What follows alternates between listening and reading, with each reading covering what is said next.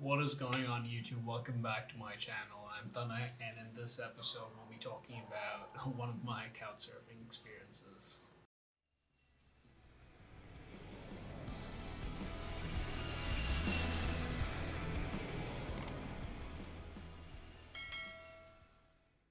Alright, for those of you all who don't know what couchsurfing is, it is like an online platform where people host other people at their homes for free. You can put in a request and they host you for free at their place, uh, generally on their couch. I don't know.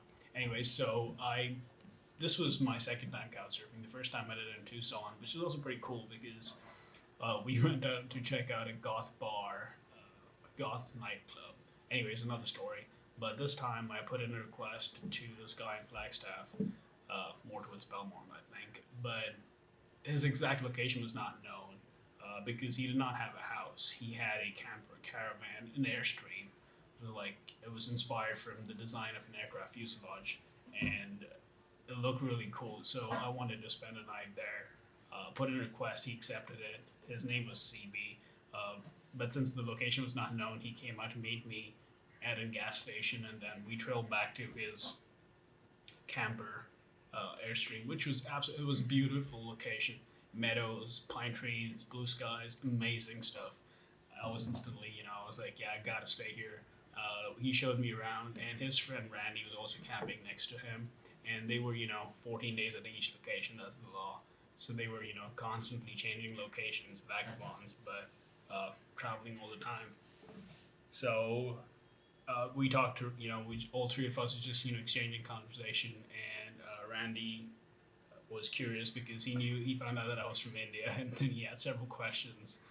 He himself was writing a book of poems based on different cultures and religions. He was really interested in that, and he started asking questions about Hinduism and Jainism and all that. Strangely, and he'd written a poem on Hinduism. He showed that to me, and he was confirming if he'd got everything right. And I was taking my damn boy, you know so much about Hinduism and all that kind of stuff. He knew about Jainism. He knew about every single thing, more than me for sure. I'm an atheist, so was he, but he was really interested in studying these cultures. I'll put the images to all these poems that he wrote.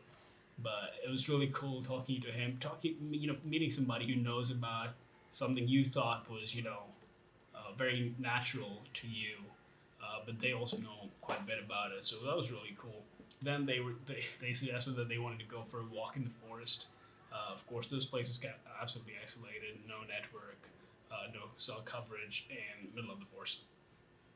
But they suggested there's a lava tube near where they were camping. So I was instantly hooked. I was like, yeah, I gotta go check out the lava tube. It was like journey to the center of the earth. So we took my car, went to the lava tube. They were not in the shape.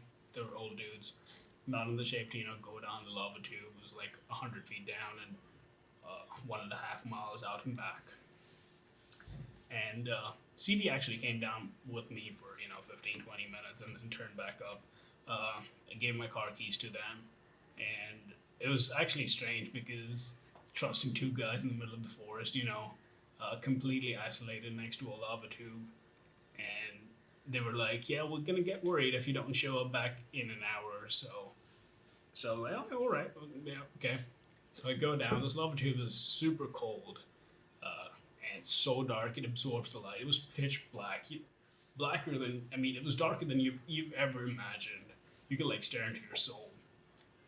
The flashlight was in effect. It was a tiny one, and the entire cave was so dark it absorbed all the light. But really cool to walk through a lava cave all the way, and the oxygen was also less because it was underground, and I could I'll put the video, and you can hear it in my voice that I'm struggling with breath. Alright, so I'm exploring this lava tube. The floor is rather croppy because lava does not solidify like ice. It's pretty bad. It's an ankle buster. Anyways, my constant fear is that this cave's gonna collapse and I'm gonna be trapped inside. Like it was their journey to the center of the earth. Holy shit. The ceiling is pretty low to crouch my way out. Oh my god, I'm sorry. Holy shit. It's so dark and silent. I pretty much hear the silence.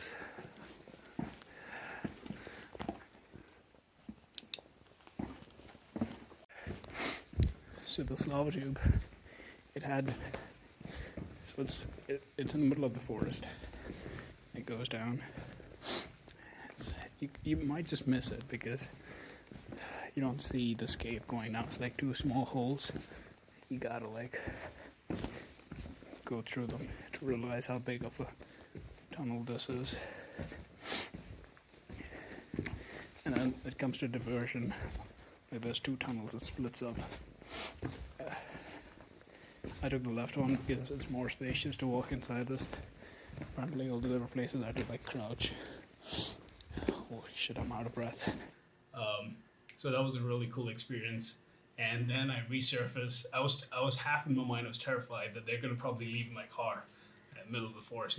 Nobody to know, they don't know me, I don't know them. Complete strangers.